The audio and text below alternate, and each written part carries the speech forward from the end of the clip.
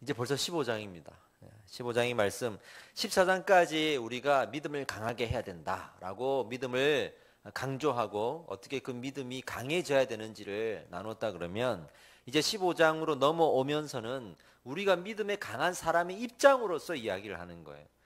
그래서 우리가 믿음이 강하기 때문에 어떻게 해야 되는지, 그 주제가 바로 믿음이 강한 사람이 있으면 상대적으로 또 어떤 사람이 있죠? 믿음이 약한 사람이 있습니다.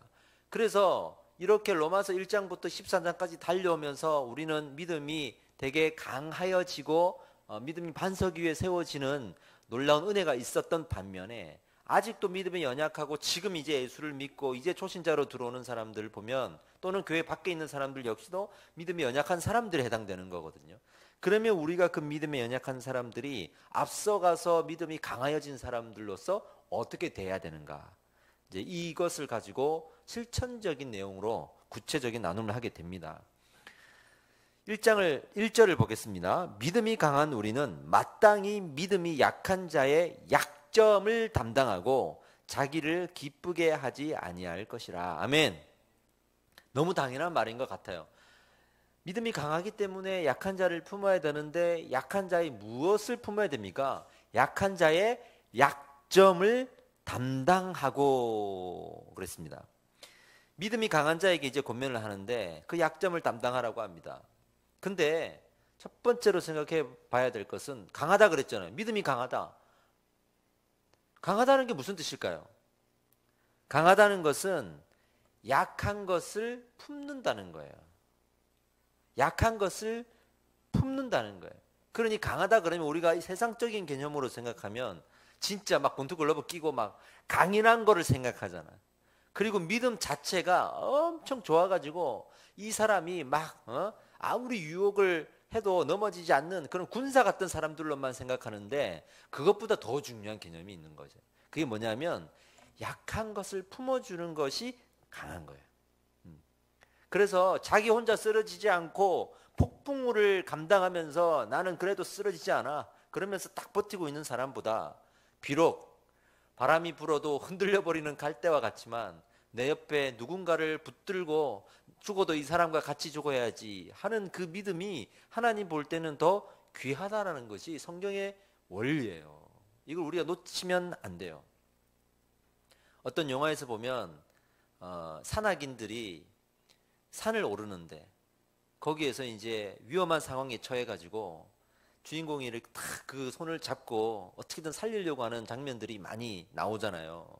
저도 예전에 봤던 그런 영화들 보면 정말 그 사랑하는 사람들이 같이 올라가다가 그 낭떠러지에 떨어질 때 그 밧줄 하나 붙들고 있는 장면들, 되게 유명한 장면들이 많죠.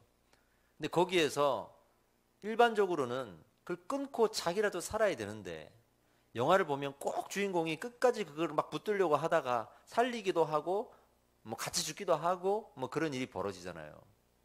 그랬을 때 하나님 보시기에는 어떤 사람이 믿음이 강한 사람인가?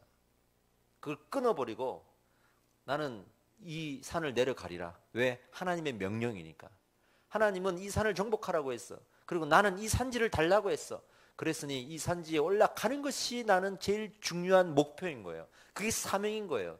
그러니 지금 이 앞에 놓여진 어려움에 처한 이 사람 때문에 내가 같이 저 낭떠러지에 떨어져서 주의 사명을 감당하지 못하면 안 되는 거예요. 그래서 끊어내는 거예요. 근데 하나님 보시기에는 그런 사람이 믿음이 강하다고 얘기하지 않고 그걸 붙들고 죽으면 죽으리라 하고 있는 사람이 오히려 믿음이 강하다 이렇게 말하는 겁니다. 이게 성경에서 말하는 믿음의 강함이에요.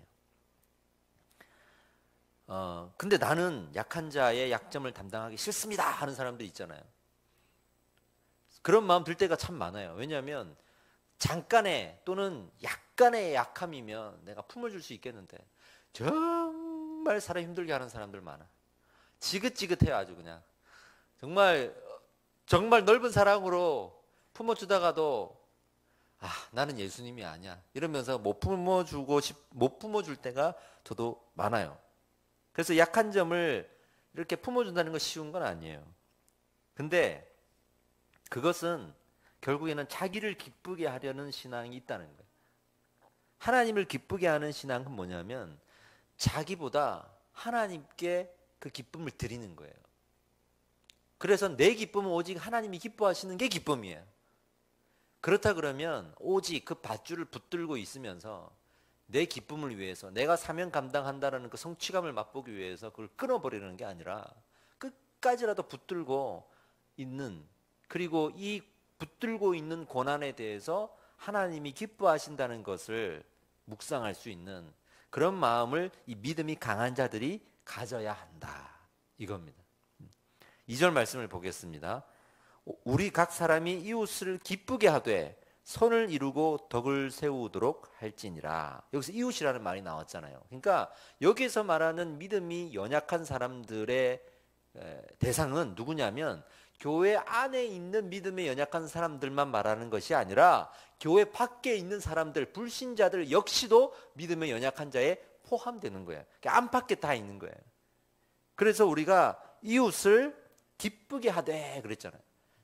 우리 신앙은 나를 기쁘는 게 아닌 게 아니라 하나님을 기쁘게 하는 것이고, 하나님을 기쁘시게 하는 일은 바로 우리 교회 안팎에 있는 믿음이 연약한 자들을 품는 것이다, 이렇게 정리가 되는 거죠.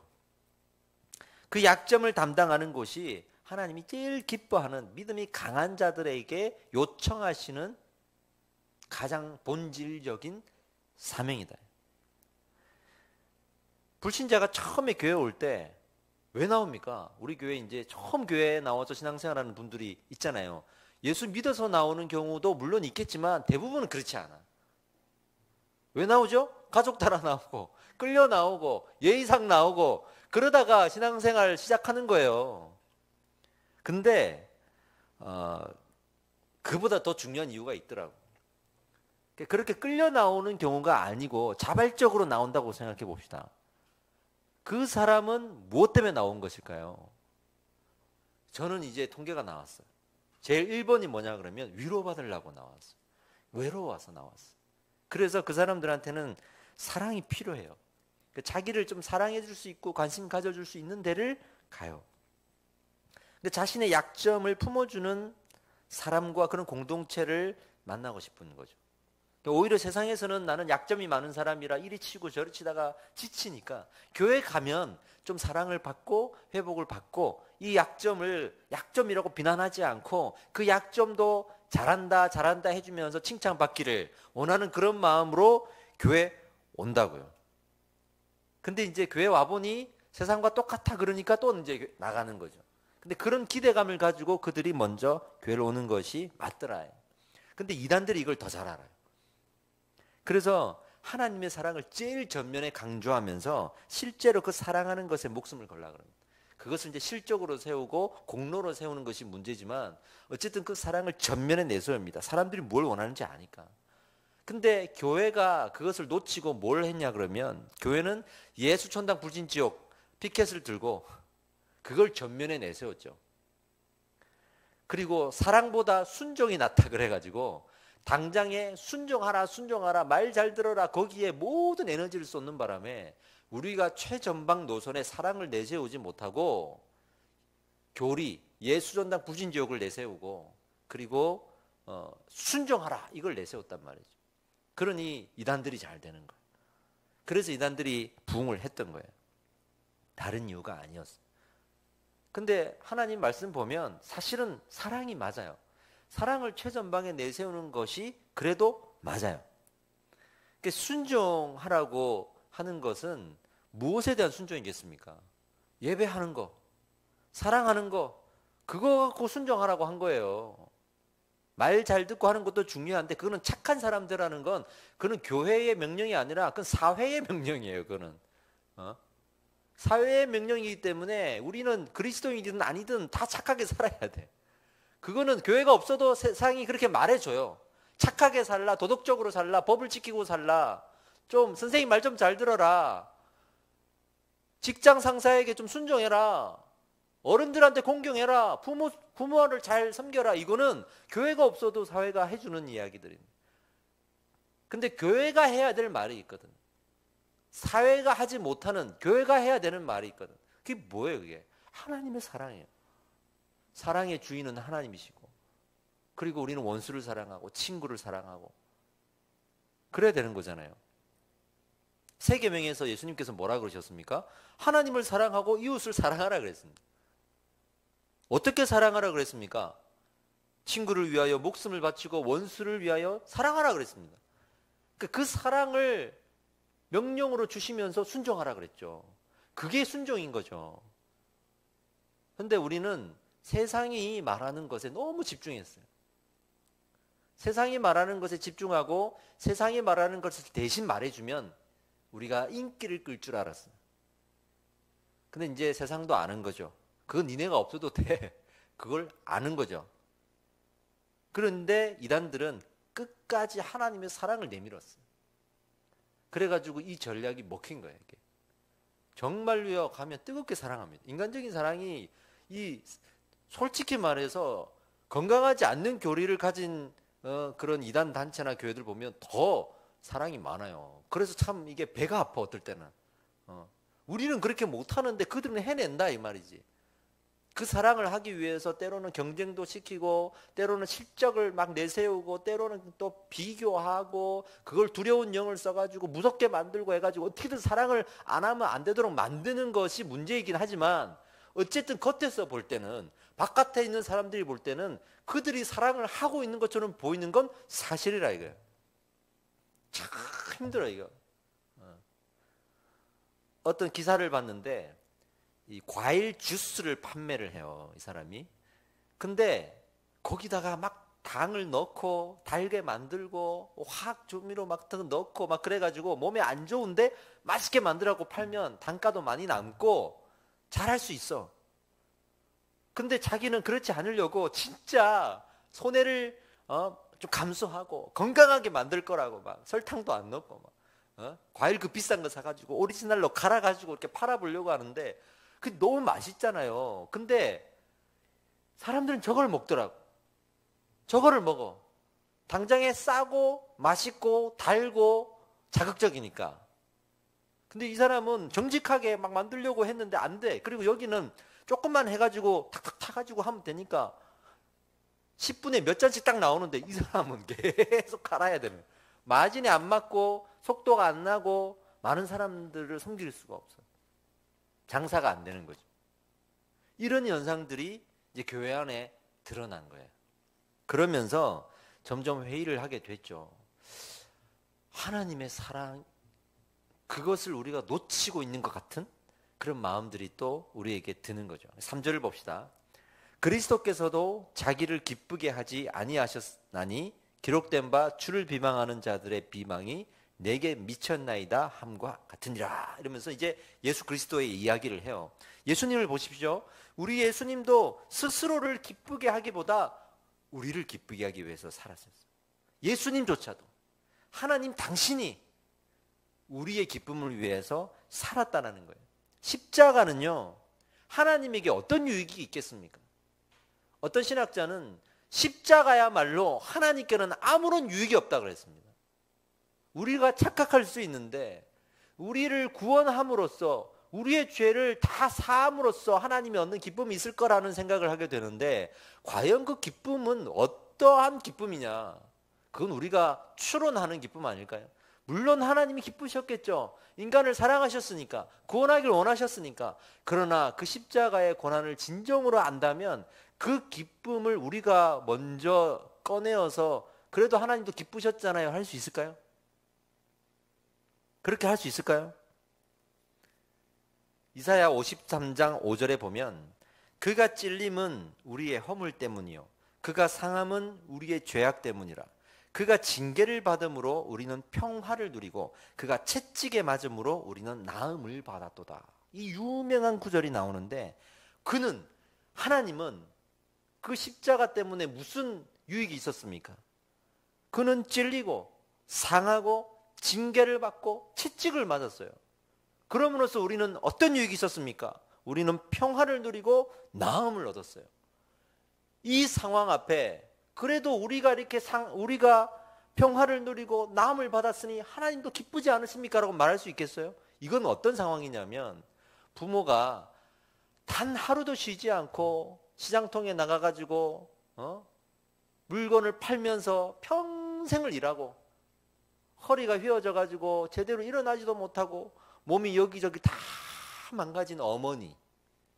저희 어머니도 저를 좀 늦게 낳으셨거든요. 위에 형과 누나가 세 분이나 있었으니까 제가 네 번째로 태어났으니까 나이가 좀 있었을 때 시장에서 장사할 때였어요. 아직도 어머니가 이야기하기로는 너 낳고 나서 그 다음날 가서 일했다 이거예요. 옛날에 그렇게 애들 키웠단 말이에요. 그러니까 몸조리를 못하고 애를 키웠단 말이죠. 그 결과가 이제 지금 막 드러나는 거죠. 온데 다 아파요 그냥. 근데 그 어머니의 삶 앞에 자녀가 그걸로 공부하고 대학 가고 시집장가 가가지고 기껏 하는 말이 그렇게 우리를 힘들게 키우시면서도 우리가 잘 자라는 모습을 보고 엄마도 기뻤잖아요. 이렇게 말하면 그게 어떻게 되겠습니까? 그 상황인 거예요 지금. 그래서 하나님이 기쁘셨던 건 사실이지만 그 어머니가 자식들 잘 되는 거 학교 가는 거 보고 공부하는 거 보고 좋은 거 입고 좋은 거 먹고 좋은 거 사고 하는 걸 보고 물론 부모로서 기뻤겠지만 그 자식이 해야 될 소리는 아닌 거예요. 그러니 하나님께서 어떤 유익이 있냐고 물어봤을 때 우리는 그 유익에 대해서 아무런 답을 할 수가 없는 거예요. 그저 그분은 찔리고 상하고 징계를 받고 채찍을 맞은 거예요. 우리는 그분의 고난으로 평화를 누리고 나음을 얻은 거예요. 이것이 예수님께서 자기를 위해서 살지 않았다라는 증거입니다. 그래서 본인도 예수님 입장에서는 나도 너희를 위해서 살았으니 너희도 다른 사람을 위해서 살아라. 그것이 나의 기쁨이다라고 말하는 거예요. 영화가 있는데 인생은 아름다워라는 영화가 있습니다. 혹시 보셨어요? 2차 세계대전을 배경으로 한 이 영화는 한 가족이 아주 어이없게 독일군에게 잡혀가서 수용소에 갇혀요. 남편과 아내와 5살짜리 아이가 함께 잡혀갑니다. 그럼 이제 상황이 뻔한 거잖아요. 서로가 흩어지게 되고 또 거기서 죽을 수 있는 상황이 벌어지겠죠. 근데 아버지가 이 5살짜리 아이에게 이 실망감과 슬픔을 주지 않고 기쁨을 주기 위해서 거짓말을 하죠. 어떤 거짓말을 하냐면 우리가 저 수용소에 들어가서 게임을 할 거야.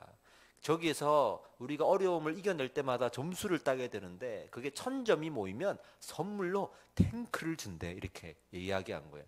5살 아이가 믿는 거예요. 정말 탱크를 줘? 그래, 우리 게임을 해보자. 정말 저기서 힘들더라도 잘 생활해서 점수를 따서 우리가 탱크를 선물로 따자.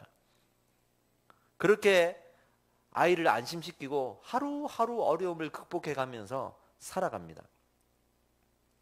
그리고 마지막 상황에서는 이제 독일군이 패망하게 되죠. 연합군에게 전쟁에서 집니다. 그리고 후퇴를 하면서 여기에 있는 모든 수용소들을 사살하고 죽여버리고 후퇴를 하는 것으로 명령이 떨어졌어요. 그래서 다 죽이는 거예요.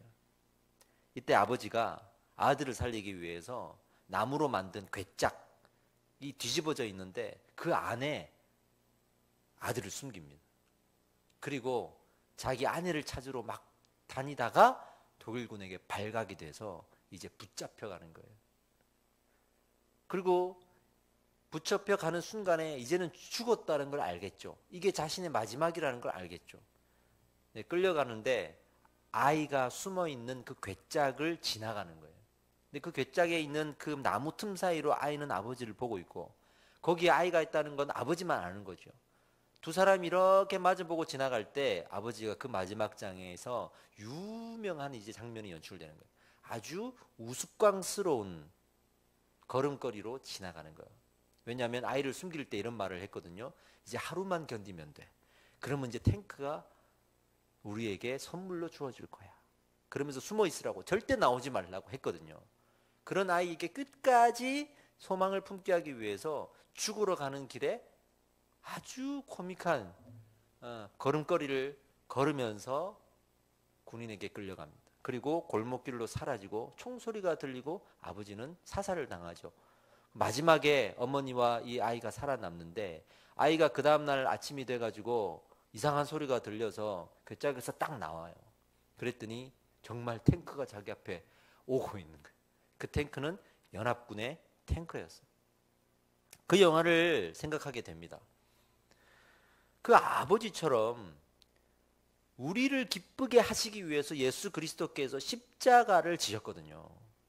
그리고 십자가를 지시고 당신이 죽으러 가는 그 골고다 언덕의 도상에서 예수님께서는 어떤 일을 행하셨습니까?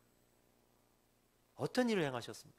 채찍에 맞으면서도 그분은 단 한 번도 우리를 원망하지 않았습니다. 그런 예수님의 고난 앞에 어찌 우리가 당신도 기쁘셨잖아요 할 수가 있겠어요? 그렇다면 우리는 그분의 삶에 순종해야 될 더욱더 명확한 이유를 거기서 발견할 수가 있는 겁니다. 마지막 그 아버지의 우스꽝스러운 발걸음은 누구의 발걸음이었고 무엇을 얻기 위한 발걸음이었습니까? 그것은 가족의 평화를 얻기 위한 발걸음이었고 아들을 위한 발걸음이었습니다. 4절 말씀을 보겠습니다. 무엇이든지 전에 기록된 바는 우리의 교훈을 위하여 기록된 것이니 우리로 하여금 인내로 또는 성경의 위로로 소망을 가지게 함이니라. 아멘. 약함을 담당하는 일이 우리의 선택이 아니고 성경에 써 있는 명령이라는 말을 4절에서 이제 거론을 해요. 예수님께서 그걸 원하신다라는 것을 예수님의 명령이라고 말하고 싶은 거예요. 그래서 이 성경에서 일부러 기록해서 오늘날 우리에게도 교훈 삼고 있다는 것을 밝히고 있습니다. 성경에 기록되어 있는 것만큼 명확한 근거는 없잖아요. 담당하다 그랬는데 제가 설교 중에 이것을 말씀드린 적이 있어요. 담당하다라는 이 원어의 뜻은 그 앞에 놓는다라는 거예요. 그 사람 앞에 놓는다. 이것은 더 정확하게 풀어서 해석하면 그 짐을 떠안는다, 책임져 준다라는 말인데 이 단어는 어디에 쓰이냐 그러면 빚을 떠안고 책임을 져주는, 예를 들어서 보증을 서주는 상황에 있어서 이 단어가 쓰여집니다. 그래서 성경에 빚진 자의 비유가 많이 나오고 빚진 자라는 표현도 많이 나오는 거예요. 대표적으로 1만 달란트 빚진 자, 그리고 선한 사마리아인의 비유에서도 선한 사마리아인이 이 강도 만난 자를 구해주고 도와주고 숙박시설에 가가지고 주막에 맡기면서 주인에게 뭐라 그러죠? 내가 다시 돌아올 텐데 비용을 나한테 청구하시오 그러잖아요. 그러니까 이 사람의 약함을 내가 담당하겠다는, 데려다 주고 당신 알아서 하시오가 아니라 내가 담당하겠다라는 겁니다. 예. 그럼 보증을 서라는 말인가요? 우리도 예수님처럼 그렇게 보증 서라는 말입니까? 그게 아니고요. 성경에서는 사람에게는 보증 서지 말라고 합니다. 잠언에 남의 빚에 보증 서지 말라 그랬어요. 그런데 하나님은 우리에게 보증을 서신다는 걸 강조하는 거예요. 인간 사이에서는 하나님도 보증 서지 말라고 하지만 나는 너에게 보증을 섰다라는 거예요. 고린도후서에 보증으로 성령을 우리에게 주신 이는 하나님이시라라고 돼 있죠. 우리 사이에도 하지 말라는 걸 그는 한 거예요. 얼마나 이게 감사한 일입니까? 얼마나 감사한 일입니까? 자신을 위한 도움이 아니고 약자를 위한 도움을 주라는 거예요. 일회적인 도움은 자신을 위한 거예요. 그가 일어날 수 있도록 감당해 주라는 거예요. 그러면 어떻게 되냐 그러면 단회적인 일, 도와주는 일이 아니라 일어서도록 도와주는 함께하는 삶이 되는 거예요. 이거는 함께할 수밖에 없는 거거든요. 우리의 약함에 예수님의 삶과 십자가의 사역으로 감당하셨어요. 다시 우리의 약함에 대해서 예수님은 함께하는 삶과 그리고 십자가의 사역, 삶과 사역을 다 가지고 우리와 함께 하시고 우리를 감당해 주셨어요. 근데 오늘날 우리는 삶을 살기보다 사역만 하기를 원하거든요. 그래서 이웃 사랑이라는 삶을 살진 못해요. 그래서 지상 명령을 붙들고 사역하는 거예요. 이해되시죠? 이웃 사랑은 삶이거든요. 그러니까 이건 두 번째, 세 번째로 밀어버리고 이걸 못하고 하기 싫으니까 지상명령을 들고 와가지고 예수님의 지상명령을 따르자, 나는 여기에 목숨 걸겠다 그러면서 자기가 살지 못하는 삶을 덮어버리는 거예요. 그러니까 내가 이렇게 사역을 하고 있으니 이렇게 안 살고 있는 거에 대해서 덮어버리는 거예요. 그래서 교회의 지상명령이 강조되는 거에 대해서 눈여겨볼 필요가 있어요. 지상명령만 강조되어서는 안 돼요.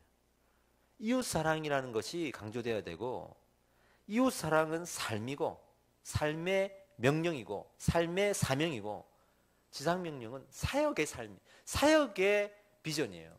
이 두 가지를 다 우리 가지고 삶을 살아가면서 사역을 감당하듯이 그렇게 가야 되는데, 우리는 하나를 가지고 나머지를 덮어버리듯이 살고 있다. 이게 함정이에요. 이게 악한 자들의 함정이에요. 이런 약한 자들, 그런 약함을 품는 삶을 통해 하나님께 영광을 돌릴 수 있다. 이 두 가지를 가지고 그 사람의 약함을 덮어주는 것에 대해 하나님께 영광을 돌려드릴 수 있다. 이로써 우리의 하나됨은 드디어 완성이 된다라고 말하고 있습니다. 이 하나됨으로, 그런 하나됨으로 너희가 하나같이 마음을 모아서 하나님께 영광을 돌리라. 이게 교회 공동체의 사명이지 않겠습니까? 우리 교회가 정말 이웃을 사랑하는데 집중해야 될 이유가 여기 있습니다. 근데 제가 정말 기도하기는 우리가 아직 자립이 안 됐어요. 그래서 우리 코가 석자인 거야. 그래서 남을 도울 만큼의 여력은 없는 거예요. 저는 아직도 소망하기로는 빨리 우리가 구제 사역을 하고 싶은 거야. 이거를 빨리 우리가 안 되면 사역만 하고 있게 될까 봐. 그게 좀 두려워요. 어떤 사람들은 돈이 많아서 하고 싶은 사역을 더 많이 하는, 우리는 돈이 많아서 하고 싶은 구제를 좀 하고 그들과 같이 살아갈 수 있는 그런 일들을 하고 싶은 게 저희 소망인 거죠. 왜냐하면 성경에 그렇게 써 있으니까. 어제도 우리 월요일 날이죠. 우리 전도사님하고 우리 다영지하고 같이 나가가지고 제 목양실에 있는 컴퓨터를 중고로 사왔어요. 1년 만에 목양실에 컴퓨터를 샀는데, 제가 이제 목돈이 들어가니까 망설이기도 했고, 또 이왕 사는 거 제 작업에 필요한 대로 좀 큰 화면에 좋은 걸 좀 사고 싶어가지고, 새 건 비싸니까 중고로 이제 사와가지고 전도사님이 과천에 가가지고 직거래해가지고 들고 오고 난리를 쳤습니다. 근데 그 목양실에 컴퓨터 하나 사는 건 사실 일도 아니거든요.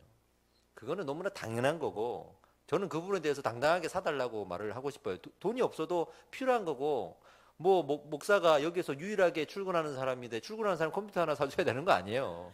내가 차를 사달라 그랬어? 비행기를 사달라 그랬어? 내가. 근데 마음이 무거운 거야. 그래도 마음이 무거운 거야. 그래도 지금 하나님 앞에서 행여나 우리가 조금이라도 빨리 구제도 하고 남도 돕고 이웃을 사랑하는 삶을 살아야 되는데, 그래도 이거 사는 게 내가 마음이 무거운 거야. 필요하고 또 고집도 내가 피웠지만 그래도 마음은 무거운 거야. 저걸 이제 집에 갖다 놓고 그냥 막 세팅하고 있는데 계속 마음이 무거운 거야. 우리가 지금 그래요. 근데 그 제 마음의 무거움이 어디서 오겠습니까? 성도들이 싫어하겠지? 이것 때문에 제가 저는 그런 거는 눈치는 안 봐요. 제가 지금 다시 말하지만 차를 사달라고 그랬습니까? 제가 아파트를 사달라고 그랬습니까?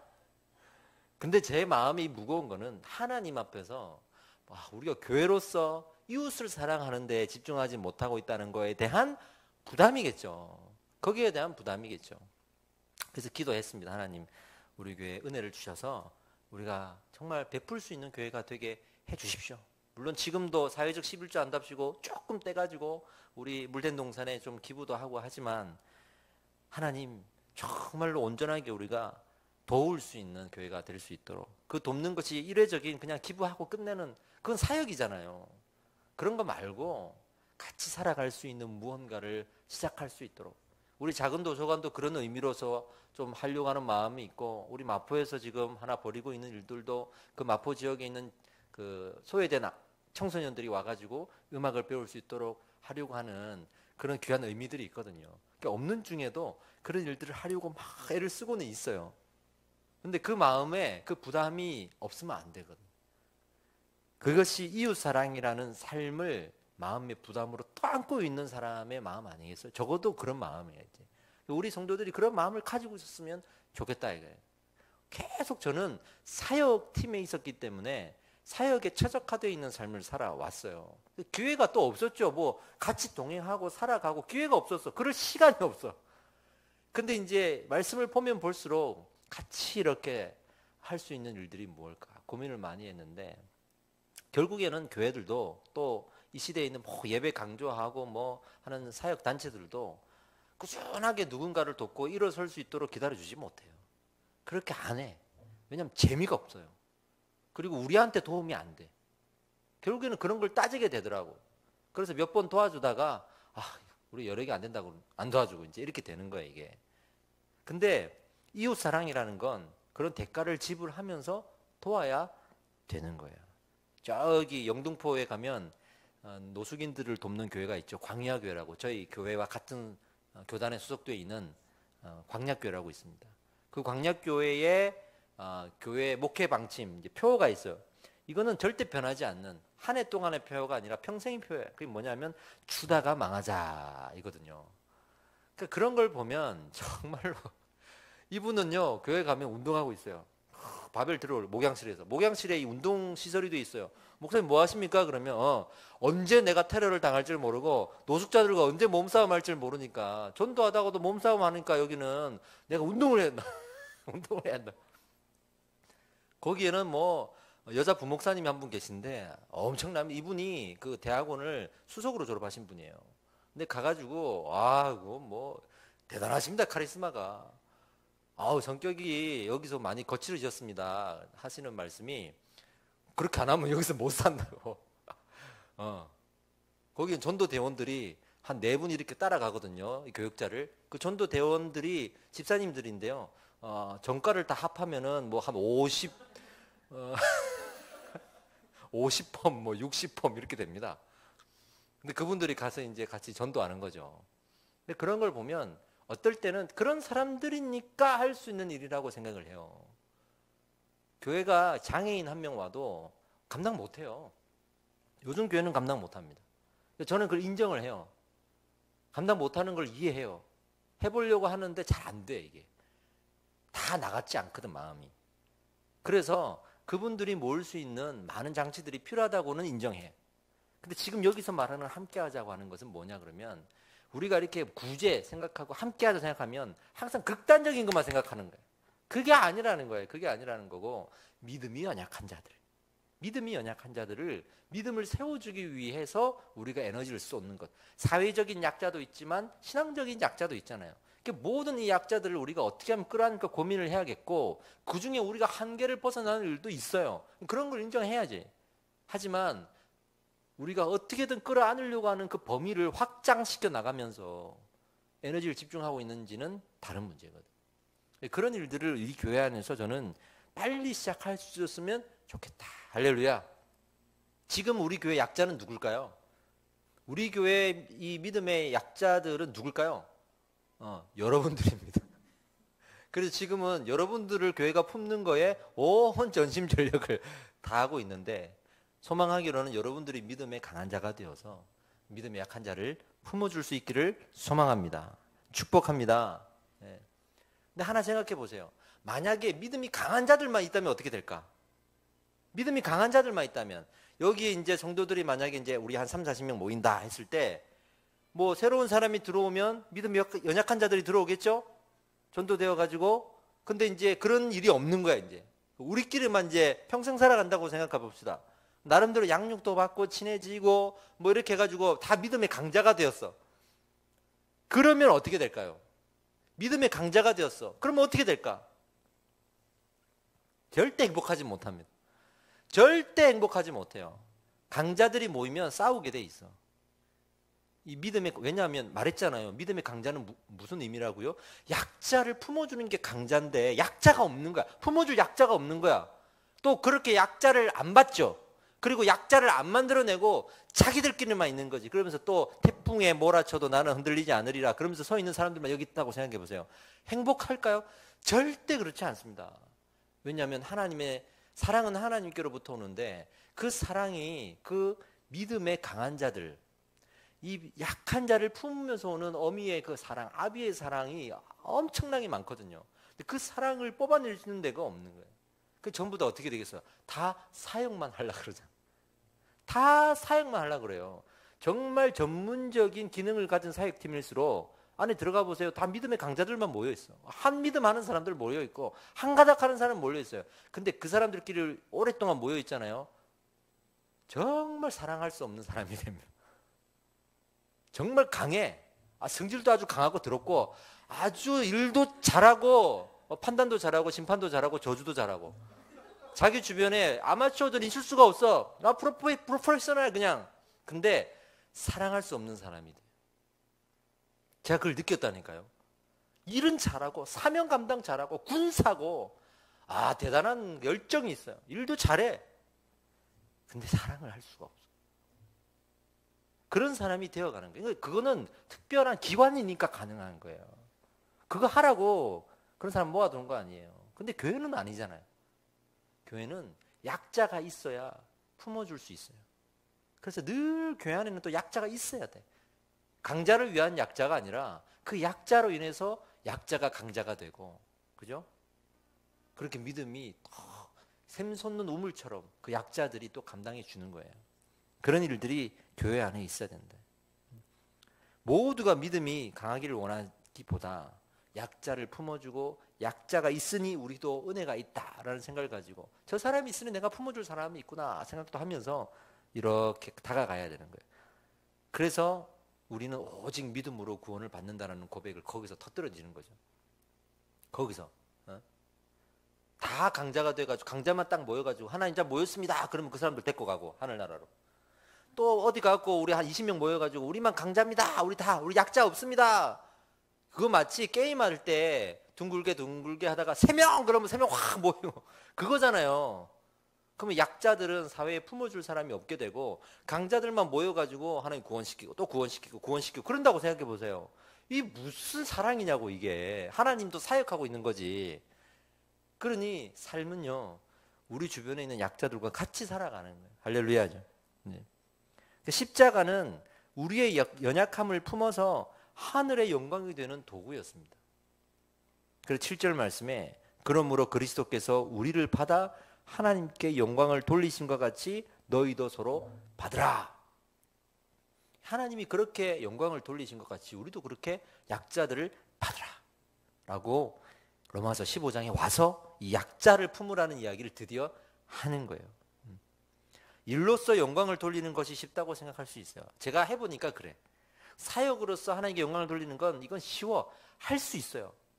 정말 그렇게 할 수 있는 사람은 나 아니고서는 많아. 정말로 뭐 자기가 한 재능 한다는 사람들이 많은데 사실 그 사람 없어도 요즘 재능 있는 사람 너무 많아요. 너무 많아. 설교 잘하는 사람 많고 음악 잘하는 사람 많고 일 잘하는 사람 많아요. 근데 삶으로서 영광을 돌리는 건 어려워요. 이건 누가 대신 못하더라고. 이건 대신 못해요. 우리 1세대 목사님들, 1세대 우리 목회 선배님들의 어떤 인식에는 어떤 게 있었냐 그러면 그분들이 모델로 삼은 성공의 상, 어떤 게 성공하는 삶인가에 대한 그 정의는 이런 거였어요. 오직 가정을 버리고 일에 집중해서 자수성가하여서 내가 오너가 되는 거. 이거였단 말이죠. 옛날에 대기업들 총수들의 이야기를 들어보세요. 뭐 정주영 회장 아들 자살하고 그렇게 돈 하고 성공하고 자라오면서 가정 다 버리고 그렇게 살아왔던 그러나 성공한 사람들이 모델이었어요. 교회도 1세대 목회자들은 그 로망이 있고 그게 맞는 줄 알고 가정 버리고 다 교회 와 살았잖아요. 그러니까 목회자들 자녀들이 다 무너졌잖아요. 안산에 있는 그 동산고등학교라고 거기 출신인 분이 저한테 얘기해 줬어요. 설문조사를 했는데 부모님을 사랑하십니까? 라는 질문에 절반 이상이 아니오라고 대답했어요. 그 중에는 죽이고 싶어요라는 댓글을 단 친구들도 있고 다 거기 목회자 선교사 자녀들이 대부분이거든요. 왜 그런 일이 벌어지겠어요? 다 가정 버리고 교회를 찾았거든. 그래서 교회에서는 나름 성공하고 부흥했고 우리 목사님은 우리 교회를 위해서 이렇게 헌신했다라는 간증도 있고 그런데 자녀들한테 물어보면 이거는 이제 너무나도 상처들이 많은 거예요. 그분들을 저는 존경해요. 저는 그렇게 못할 거예요. 그렇게 헌신을 저는 그렇게 못할 것 같아요. 그래서 존경해요. 하지만 그런 사역만 하면서 하나님 영광 돌리지 말고 자기가 살아야 될 약자들, 가정에 있잖아요. 자기 주변에 있잖아요. 그건 약자들과 같이 살아가고 그들을 위한 기쁨이 되려고 하는 것. 그래서 요즘에는 어떠한 목회자상이 존경받냐 그러면 가정에서도 사랑이 넘치고 교회에서도 사랑이 넘치면서 가정과 교회를 딱 잡고 있는 목회자상이 요즘에는 이제 더 존경을 받죠. 물론 잘못 생각하면 이제는 두 가지 다 잘해야 되는구나 이렇게 생각도 들지만 시대가 변했어요. 그렇게 되는 거예요. 그러니까 우리는 늘 자신이 사역 안에 있으면서 강한 줄 알아요. 삶을 살지 못하는 사람인데 사역을 잘하고 있기 때문에 강한 줄 알아요. 그래서 때로는 이런 생각이 들 때가 있어요. 정말 교회에서 열심히 하고 사역팀에서 열심히 하고 또 교회 안에서 목회자로 열심히 하고 살아가는데 저 사람은 사회 나가면 아무것도 못하겠다. 저 사람은 사회 나가서 아무것도 못하겠다. 이런 사람들이 있어요. 그게 옛날에는 오히려 칭찬받는 사람이었어. 근데 그렇지 않더라고. 또 성경을 보니까 그렇지 않아. 사역만 해야 되는 사람. 저 사람은 삶을 살 면역력이 없는 거야. 그 삶의 문제가 딱 터지면 이 사람은 그냥 쓰러지는 거야. 아무리 사역으로 내가 막 깃발을 들고 있고 깃발을 흔들고 많은 사람들이 존경을 받아도 삶의 현장에 딱 나가보면 너무나도 순식간에 쓰러져 버리는 거야.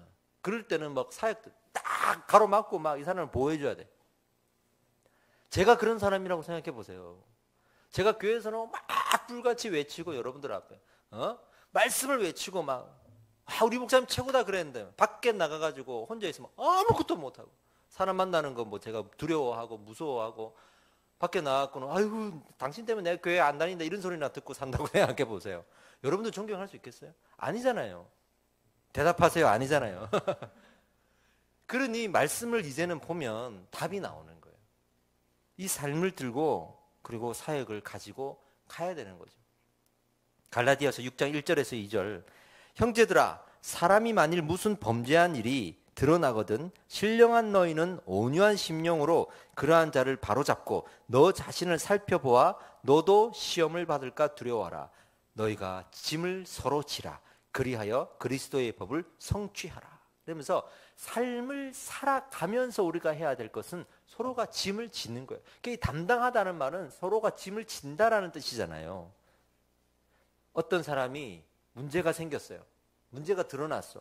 그럴 때 막 비난하기에 급급하지 말고 저 약함이 내 안에도 있을 거다라고 생각하고 자기를 빨리 돌아보고 할 수 있는 그 믿음 있잖아요. 그것이 그리스도인들의 삶을 서로가 지는 거예요. 지는 거예요.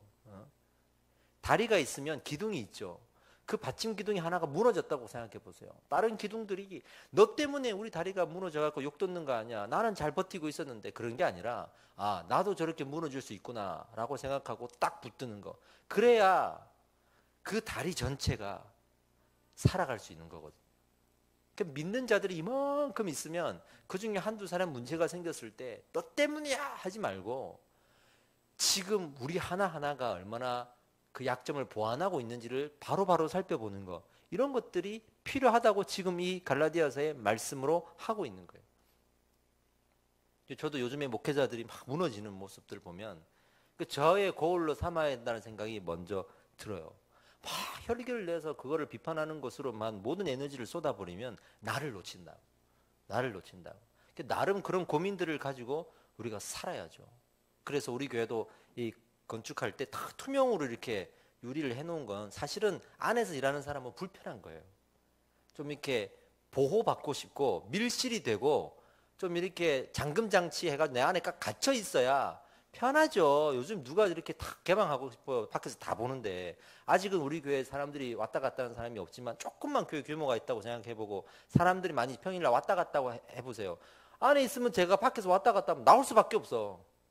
또 인사해야 되고 이런 상황이 벌어진다고 생각해 보세요. 얼마나 귀찮아요. 불편해.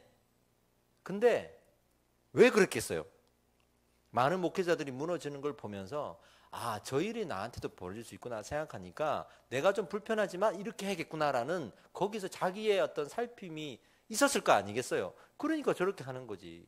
저희 교회 처음 개척할 때부터 제가 재정팀을 세웠어요. 지금 우리 집사님이 담당하고 계시지만 처음에 두 사람이었거든요.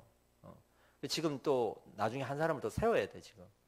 근데 그렇게 하는데 제가 알기로 그렇게 하는 교회 별로 없어요. 개척할 때는. 왜냐하면 목회자의 사례를 교회가 다 감당해주지 않는 이상 그 재정을 가지고 목회자한테 뭐라고 할 수가 없어요. 근데도 이제 그렇게 한 이유가 뭐겠습니까? 어찌됐든 나를 살피는 뭔가는 있었을 거 아니에요. 그죠? 그래서 그런 일들을 해 나가는 거겠죠. 아주 단적인 예지만 우리 주변에 그런 일이 벌어졌을 때는 자기를 그래도 살펴봐야 돼. 우리 안에 그런 일이 있을 수 있다는 걸 살펴봐야 돼. 그게 먼저다. 그게 서로 짐을 지는 것이고 주변에 있는 약자들과 같이 살아갈 수 있는 삶의 원리예요. 아멘. 그러면 구체적으로 적용해 봅시다. 우리 공동체 안에 약한 사람이 있어요. 품어주려고 하고 감싸주는데 어쨌든 문제가 생겼어. 그러면 어떻게 돼요? 물론 사람이 비난을 안 할 수가 없어요. 뭐 어떻게든 뭐 저 사람 왜 저럴까 얘기도 하고 저 사람 저러면 안 되는데 하겠죠. 근데 본질적으로 나에게 비추고 있는지를 봐야 돼요. 나에게도 그런 단점이 있을 수 있고 비슷한 점이 있을 수도 있고 나중에 내가 그렇게 할 수도 있어요.